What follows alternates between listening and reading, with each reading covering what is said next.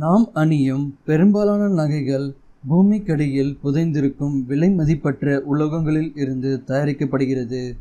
ஆனால் முத்துக்கள் சிப்பி எனப்படும் உயிரினத்திலிருந்து கிடைக்கும் ஒரு அரிய வகை ஆபரணமாகும். பழங்காலத்தில் இருந்தே முத்து விரும்பி வாங்கப்படும் ஒன்றாக இருந்து வந்துள்ளது. தமிழகத்திலும் பண்டைய பாண்டி நாடு முத்துக்களுக்கு பெயர் பெற்றது. இங்கிருந்து ஐரோப்பாவுக்கு முத்து ஏற்றுமதி செய்யப்பட்டுள்ளது. முத்து ஒரு இரத்தின கல்லாகவே கருதி மதிக்கப்பட்டிருக்கிறது. இந்த முத்தானது எப்படி உருவாகிறது என்பதை நாம் இங்கே பார்ப்போம். சிப்பிக்குள் தோன்றும் கெட்டியான பொருளே முத்து எனப்படுகிறது. கடலில் காணப்படும் சிப்பியானது தன் இரையை உண்ணும்போது தனக்கு அறியாமல் வயிற்றில் செல்லும் சிறிய திண்ம பொருட்களாகிய மண், கல் போன்றவை அதன் வயிற்றில் எரிச்சலை உண்டாக்கிறது. அந்த எரிச்சலில் இருந்து தன்னை பாதுகாக்க சிப்பி தன் புறத்தோல் அடுக்காகிய எபிதீலியம் என்னும் படலத்தால் அந்த திண்ம பொருளை மூடுகிறது. நாளடைவில் அச்சிப்பியில் சுரக்கும் திரவம் மெல்லிய அடுக்குகளாக அதன் மீது படிந்து முத்தாக மாறுகிறது.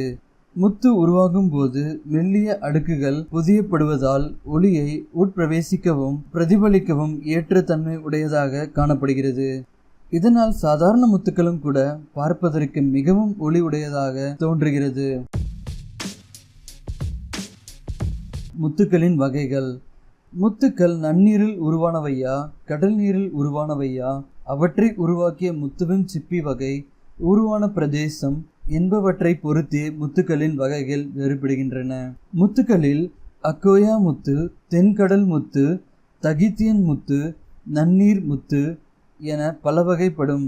சில வகை அரிதாகவே கிடைக்கின்றன. இதனால் அவற்றின் மதிப்பு அதிகம்.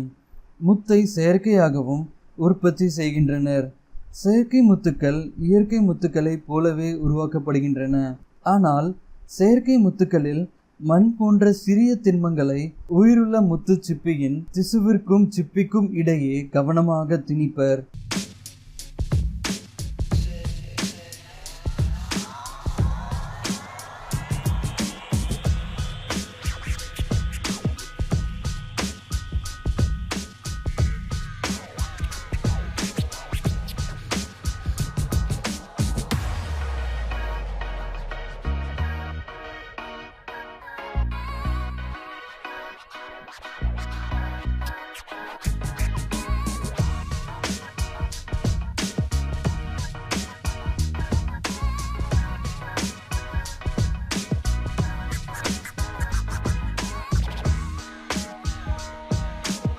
அவ்வாறு திணிக்கப்பட்ட சிப்பிகளை கூண்டு ஒன்றில் வைத்து நீரில் பாதுகாப்பாக அமிழ்த்தி விடுவர்.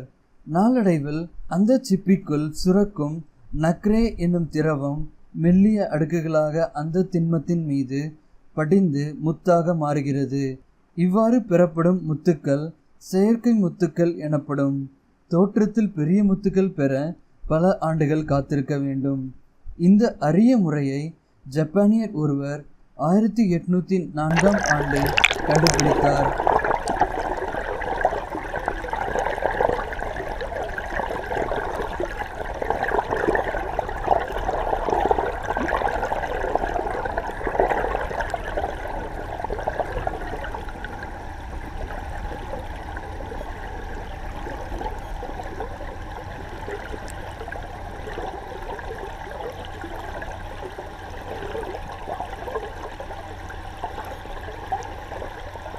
முத்துக்களின் தரத்தை எக்ஸ்ரே கதிர் எண்டாஸ்கோப் என்னும் கருவியின் மூலம் துல்லியமாக கண்டுபிடித்து விடலாம். இயற்கை முத்தும் செயற்கை முத்தும் பார்ப்பதற்கு அழகுடன் ஒத்தாக இருந்தாலும் இயற்கை முத்துக்கள் மிகவும் விலை உயர்ந்தவையாக இருக்கிறது. ஏனென்றால் அவைகள் கிடைப்பதற்கு அரிதானவை. இயற்கை மற்றும் செயற்கை முத்துக்கள் ஃப்ரெஷ் வாட்டர் எனப்படும் நன்னீர் அல்லது உப்பு நீரில் அறுவடை செய்யப்படலாம். உப்பு தண்ணீர் முத்துக்கள் பெரும்பாலும் உயர்தரத்தில் வைக்கப்படுகின்றன. ஏனென்றால் நன்னீரில் வளரும் சிப்பியில் உள்ள முத்துக்கள் வளைவு நெளிவு உள்ளவையாக காணப்படுகிறது. உலகில் பெரும்பாலான முத்துக்கள் Japan, Australia, Indonesia, Myanmar, China, India போன்ற நாடுகளில் இருந்து கிடைக்கிறது. இந்த வீடியோ உங்களுக்கு மிகவும் பயனுள்ளதாக இருக்கும் என நம்புகிறேன். இந்த வீடியோ பிடிச்சிருந்தால் லைக் பண்ணுங்க, இந்த வீடியோ உங்கள் நண்பர்களுடன் ஷேர் பண்ணுங்கள். இன்னும் இது போல் பல செய்திகள் அறிந்து கொள்ள எங்கள் சேனலை மறக்காமல் சப்ஸ்கிரைப் பண்ணுங்கள். நன்றி, வணக்கம்.